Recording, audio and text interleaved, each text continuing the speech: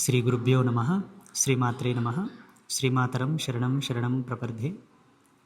యావత్ హిందూ బంధువులందరికీ, సనాతన ధర్మవీరులకందరికీ, భరతమాత ముద్దుబిడ్డలైన అందరికీ, హైందవి సంతానమైనటువంటి హైందవులకు శ్రీమాతలైనటువంటి శ్రీ మహాకాళి, మహాలక్ష్మి, మహాసరస్వతుల యొక్క ఆశీర్వాదాన్ని ప్రసాదిస్తూ, రుద్రాంశ సంభూతమైనటువంటి రుద్రశూలం యొక్క రక్ష మీ అందరికి ఉండాలని, మీ వెన్నంటే ఉండి మిమ్మల్ని కాపాడాలని కోరుకుంటూ, విశ్వమాత కళ్యాణం రాబోతున్నది. ఏప్రిల్ 12వ తారీఖు 2026 ఆదివారం నాడు ఉదయం 11:45 సుముహూర్తం. ఆ రోజు యావత్ సనాతన బంధువులందరూ రావాలి. ఇది మన సనాతన ధర్మానికే ఒక మకుటం లాంటిది. గో సంరక్షణ కొరకు, గోమాత యొక్క సేవ కొరకు యావత్ జాతి మొత్తం కృషి చేస్తున్నది. హిందూ ధర్మం మొత్తం గోమాతను సంరక్షించుకోవాలి. గోమాత యొక్క ప్రత్యేకత ఎందరో మహనీయులు చెప్పినప్పటికీ, ఎందరో హిందూ వీరులు కూడా ప్రాణత్యాగం చేశారు. అటువంటి గోమాత యొక్క కళ్యాణాన్ని చేయడంలో ఉండేటటువంటి అంతరార్థం ఏమిటి అనగా, యావత్ సనాతన ధర్మం యొక్క శ్రేష్టత్వం కొరకు, ఈ ధర్మం విశ్వగురువుగా నిలబడడానికి ఈ గోమాత కళ్యాణం యొక్క ఆవిర్భావం జరిగింది. విశ్వశాంతి కొరకు ఒకానొక సందర్భంలో లోకమంతా అల్లకల్లోలం అవుతున్న సందర్భాన్ని అనుసరించి మన వంతు ఏదన్నా లోకానికి చేద్దామనే ప్రయత్నం లోపల వచ్చినటువంటి దర్శనమే గోమాత కళ్యాణం. దీనిని ప్రతి ఒక్కరూ పురస్కరించుకోవాలని చెప్పేసి జగదంబ యొక్క వాక్కు. ఎలా పురస్కరించుకోవాలి? నేను పోయిన సంవత్సరమే చెప్పాను. రేపు 19వ తారీఖు రోజు ఉగాది, 18వ తారీఖు రోజు అమావాస్య. ఈ నెల మార్చ్ 19వ తారీఖు నాడు ఉగాది. ఉగాది రోజు ప్రతి ఒక్కరూ మీ మీ ఇండ్లపైన మీరు కాషాయ ధ్వజం ఎగరవేయాలి. ఇది మన హిందూ జాతికి, మన ధర్మానికి, మన సనాతనులకు నష్టన బొట్టు పెట్టి భగవంతుని కైమోడుపు గావించే ప్రతి ఒక్కరి యొక్క బాధ్యత.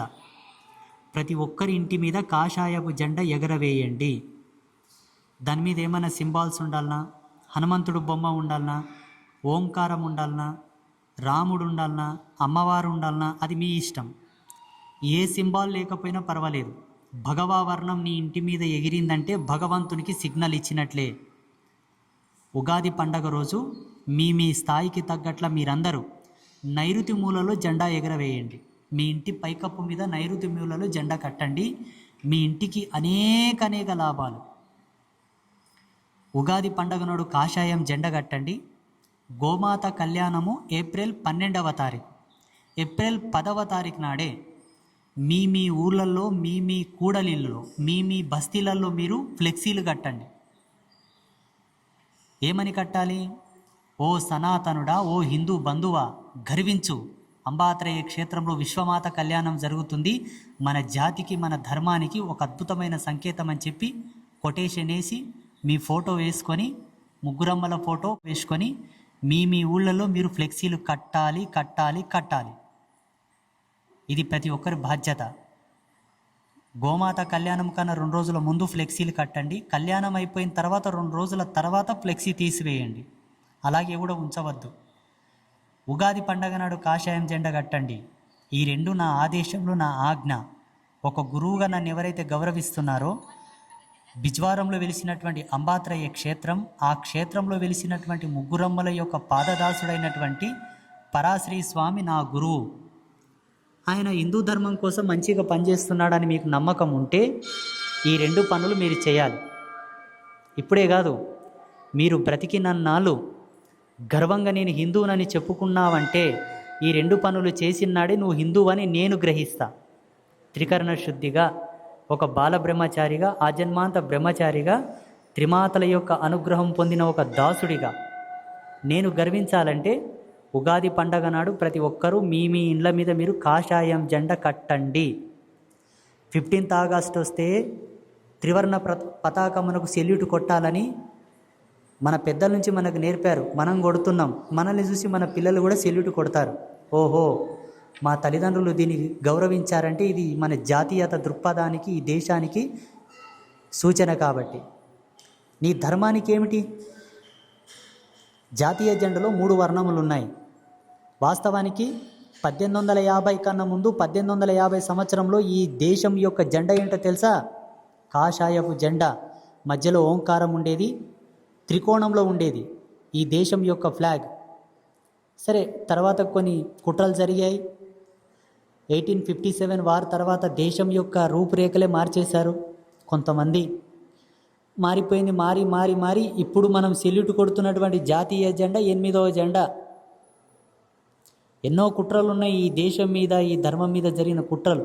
అవన్నీ చెప్తే ఇప్పుడు మీ అందరికీ ఇదేంద్ర నాయన సోది అంటారు. కాబట్టి నేనేం సోది చెప్పాను, అన్నీ సెలిగి పాడేస్తా డైరెక్ట్. సోది చెప్తే ఎవడు వినేటోళ్ళు లేడు ఇప్పుడు రేపు. అందుకే మీరు ప్రతి ఉగాదికి జెండా మార్చి కాషాయం జెండా కడుతూ ఉంటే నీ కొడుకు అడుగుతాడు, నాయన ఏందని? ఒరేయ్, ఈ జాతికి ఇదే అసలైంది. నష్టన బొట్టు పెట్టి ఇంట్లో దేవుళ్ళకు పూజ చేయడం కాదు హిందూ అనేది, దీన్ని ఎగరవేయాలి. ఆనాడు రాణా సాంగా, ఛత్రపతి శివాజీ మహారాజ్, రాణా ప్రతాప్, ఝాన్సీ లక్ష్మీబాయి లాంటి వాళ్ళు చేసింది ఏంది? ఇదే. ఏ జెండా కట్టుకొని గుర్రపు సవారీ చేసి యుద్ధం పోతుంటే ఒక ప్రళయకాల రుద్రుడు వస్తున్నారని అనేవాళ్ళు ముష్కరుడు.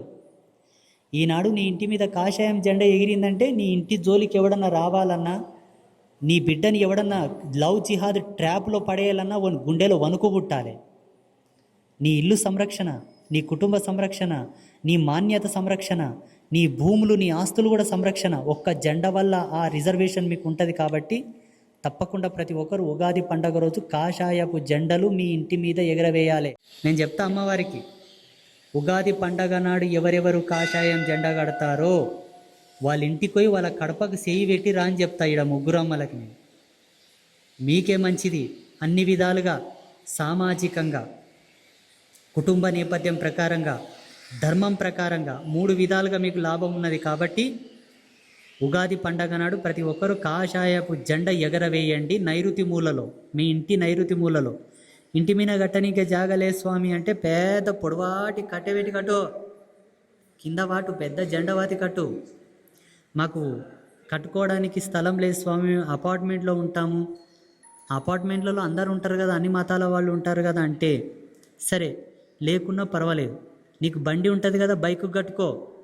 కారు ఉంటుంది కదా, కారు కట్టు. మాకు బండ్లు కార్లు కూడా లేవు స్వామి, మేము ఏం చేయాలంటే ఇంకొక ఉపాయం చెప్తా. నీకు సమీపంలో ఏదైనా దేవాలయం ఉంటుంది కదా, హిందూ గుడి, ఆ గుడి మీద పోయి కట్టిరా. నీవు నీ ధర్మాన్ని పురస్కరించుకునేటటువంటి అవకాశం అదంతే. పోయి కట్టిరా. ఒకవేళ నేను అది కూడా చేయను స్వామి, అయినా నేను పూజలు చేస్తా, పునస్కారాలు చేస్తా అంటే ధర్మద్రోహం. పుస్తే కట్టి ఎవడన్నా కాపురం చేయకుండా ఉంటే మొగోడు అంటారు ఎవరన్నా? చెప్పుడు, ఎవరన్నా అంటారా? కాలు దొక్కి కంకణం కట్టుకొని పుస్తే కట్టినామంటే కాపురం చేయలే, అది మగాడు అంటారు. ఈ జాతిలో పుట్టి, ఈ ధర్మంలో పుట్టి మనం ఎన్ని చేసుకుంటాం ఈ ధర్మంలో పుట్టినందుకు. ఎన్ని నేర్పిలేదు మనకి సంస్కృతి. గీ మాత్రం చేయకపోతే ఏం లాభం మనకు? నేనైతే ఒప్పుకోను. ప్రతి ఒక్కరు ఉగాది పండగ నాడు కాషాయం జెండా కట్టండి. కడితే ఏమర్థమవుతుంది? ఇన్ని ఇండ్ల మీద భగవద్ వర్ణం ఎగురుతుందంటే ఈ జాతి యొక్క యూనిటీ అవతలోనికి అర్థమైపోతుంది. మనకు అర్థమవుతుంది. రేపు ఎవరైనా రాజకీయ నాయకుడు వచ్చి ఓటు అడగాలన్నా, మన ఇంటి ముందరకు వచ్చి ఓటు అడగాలన్నా ఆలోచించి ఓటు అడుగుతాడు. ప్రత్యక్షంగా పరోక్షంగా మన ధర్మాన్ని బలపరుచుకునేటటువంటిది ఇది. ఇందులో ఇంకొక ఆంతర్యం ఉన్నది. ఉగాది వాస్తవానికి యుగాది, నవయుగ సంకేతానికి సంకేతం. అది నవయుగానికి సంకేతం.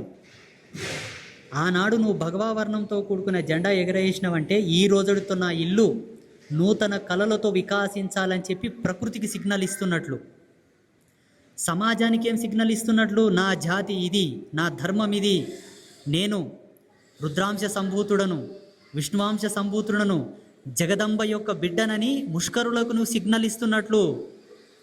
ఇన్ని లాభాలు ఉన్నవయ్యా, ఊక కట్టండి. ఇంకా చెప్పుడు పోతే చాలా ఉంటాయి. 19వ తారీఖు నాడు కాషాయం జెండా కట్టండి. గోమాత కళ్యాణం 12వ తారీఖు కాబట్టి 10వ తారీఖు, ఏప్రిల్ 10వ తారీఖు నాడు ఎవరెవరి ఊళ్ళల్లో వాళ్ళు గోమాత కళ్యాణాన్ని పురస్కరించుకున్నట్లు మీ ఫోటోలు వేసుకొని మీరే బ్యానర్లు కట్టుకోండి. తప్పకుండా ప్రతి ఒక్కరు బ్యానర్లు కట్టాలి. విశ్వమాత కళ్యాణాన్ని జరుపుకుంటున్నాము, మేము హిందువులం, సనాతనులమని మీరు బ్యానర్లు కడితే రాబోయే దినాల్లో గోహత్యలు మొత్తం ఆగిపోతాయి. ఇది నా ప్రమాణం, ఇది నా ఆజ్ఞ. నేను వాస్తవంగా గోమాత కళ్యాణాన్ని రచించింది అందుకొరకు. ఈ విశ్వమాత కళ్యాణాన్ని చేస్తూ చేస్తూ డైరెక్ట్ సెంట్రల్ గవర్నమెంట్కి నేను లేఖ రాస్తా. నా తల్లిని మేము గౌరవించుకోవడమే కాక, పూజించుకోవడమే కాక, మా బిడ్డగా భావించి మేము పెళ్ళి చేసుకుంటున్నాం, కళ్యాణం చేసుకుంటున్నాం. నేను గౌరవించి పూజించే నా బిడ్డను కోసే అధికారం మీకు ఎవడిచ్చాడని నేను లెటర్ రాస్తా, నేనే పోరాటం చేస్తా. అప్పుడు ఈ దేశం మొత్తం గోహత్యలు ఆగిపోతాయి. ఇప్పటి నుంచి మనం అందరం నాంది పలకాలే, ప్రతి ఒక్కరం ఫ్లెక్సీలు కట్టాలి, ప్రతి ఒక్కరం తెలియపరచాలి, మా తల్లికి మేము కళ్యాణం చేసుకుంటున్నామని పురస్కరించుకోవాలి. కాబట్టి మీ అందరి బాధ్యత. నేనేదో నా కోసం, నా ప్రమోషన్ కోసం కట్టమనట్లేదు. భగవతి సాక్షిగా అది తప్పు. మనం పురస్కరించుకునే వాటి లోపల ఎన్నో అంతర్యాలు ఉన్నాయి, ఎన్నో మెసేజ్లు వెళ్తాయి సమాజానికి. కాబట్టి ప్రతి ఒక్కరూ ఫ్లెక్సీలు కట్టాలి. ఇది పరాశరి స్వామిగా నా యొక్క ఆదేశం, నా యొక్క ఆజ్ఞ, ఆశీర్వాదంగా భావించండి కోరుకుంటూ, మీ అందరికీ శ్రీమాతల యొక్క ఆశీస్సులు, శక్తికి మూలమైన మహాకాళి యొక్క కృప, సంపదకు మూలమైనటువంటి లక్ష్మి యొక్క కృప, జ్ఞాన విజ్ఞాన బుద్ధి వికాసమునకు మూలమైనటువంటి సరస్వతి యొక్క కృప మీ అందరిపై ప్రసరించాలని కోరుకుంటూ, ఈ ముగ్గురమ్మలను అనుగ్రహింపజేసేటటువంటి పాత్రతలో నేను ఎప్పుడూ ఉంటాను. శుభమస్తు, శుభం భవతు.